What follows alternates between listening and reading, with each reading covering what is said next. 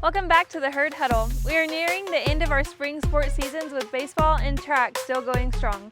Coach Garcia will update us on their recent achievements. Today, we are going to talk to Coach Davis and see how his baseball season is going.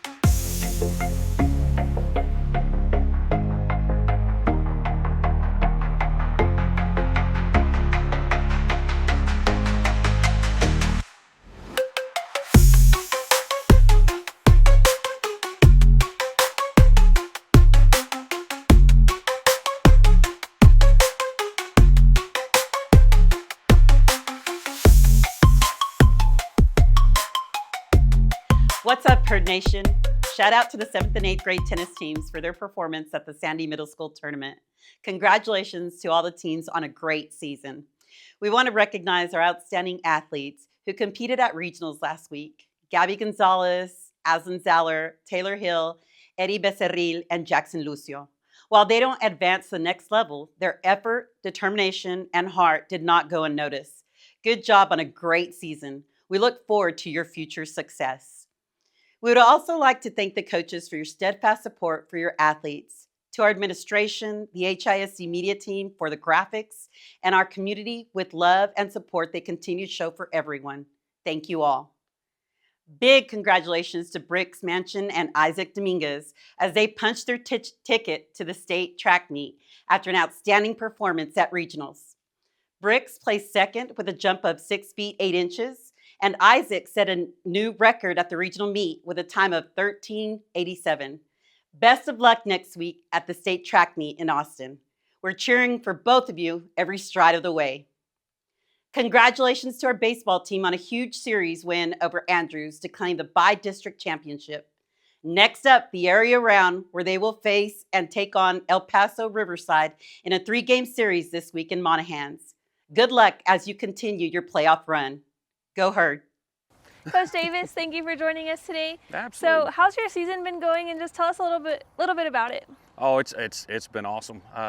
Extremely proud of the kids. We got third in district, which in an incredibly hard district. I mean, you start talking about the teams around here and the guys that we have to face on it, every time we stepped out there during district. So extremely proud of that. I don't know how long it's been since a team went 10-4 in district. So really, really proud of that.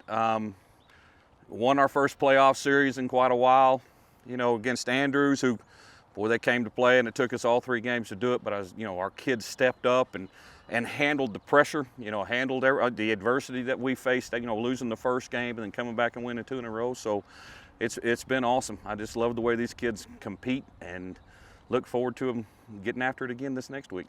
Well, it's been fun to just watch all season and just the growth even from the beginning of the season to now, and even just the growth from last year into this year. You have a lot of your same athletes here on the field, and Absolutely. and then just watching those leaders just really step up, take charge, and just lead the team into now y'all's playoff season. Correct. Our senior class, we've got 8 kids out there. We have 8 seniors on this team, and they have done an incredible job of leading this team. A couple of them, Caleb and Ethan have been on the varsity since they were freshmen. So they've kind of understood how to do it, and they've brought those other kids along with them. And then the whole senior class it's been nice because they kind of just take over, and it makes our job easy, as coaches, because we know they're going to handle a lot of it. Definitely. Well, is there something about this group of boys that has just really stuck out to you compared to other teams in the past? I think the togetherness is a big thing, that they've come together. They're good friends.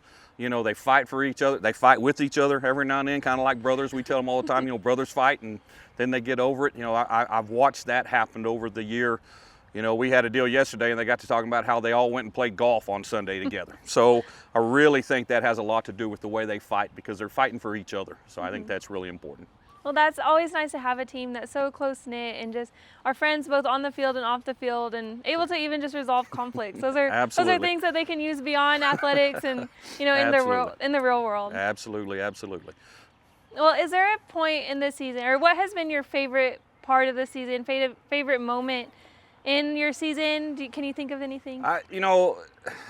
Some of it has to do with the fact, it's when you have Canyon and Randall and West Plains all in your district, it's a fight, and all that kind of stuff. But to watch those guys come together, we got Randall. You know, we split with Randall. We split with Canyon this year, and you know that's something that's not done a whole lot in Hereford, Texas. You know, and those guys are incredibly good, and our kids just stepped up and played extremely well and handled that. So it's been fun watching how they have progressed, but it's also been fun to see their faces. You know, how when they do win those games and those tight games and stuff like that, how they celebrate with each other. You know, I don't know how many people saw it, but you know, when we won that third game, you know, over the playoff this last weekend, the excitement, you know, just the jumping up and getting, you know, together and doing all that stuff was a lot of fun. So it's been those moments throughout to be able to watch those guys come together and be just excited about winning baseball games. Definitely, and those are the moments that you'll remember pretty much forever. Absolutely. So they're always exciting to watch. Absolutely. Well, looking forward to this week. What are y'all's expectations? What are y'all focusing on? What's coming down the road? Well, I mean, we play El Paso Riverside this Thursday and Friday. Thursday at 6 o'clock, and we're playing in Monahans. And then Friday at 11 o'clock in the morning, and then game 3, if necessary, right after that. We've played Riverside. We actually played them in the Keller Classic. So we have a little bit of idea of kind of what we're facing and those types of things. You know, they're a solid baseball team. They don't hurt themselves.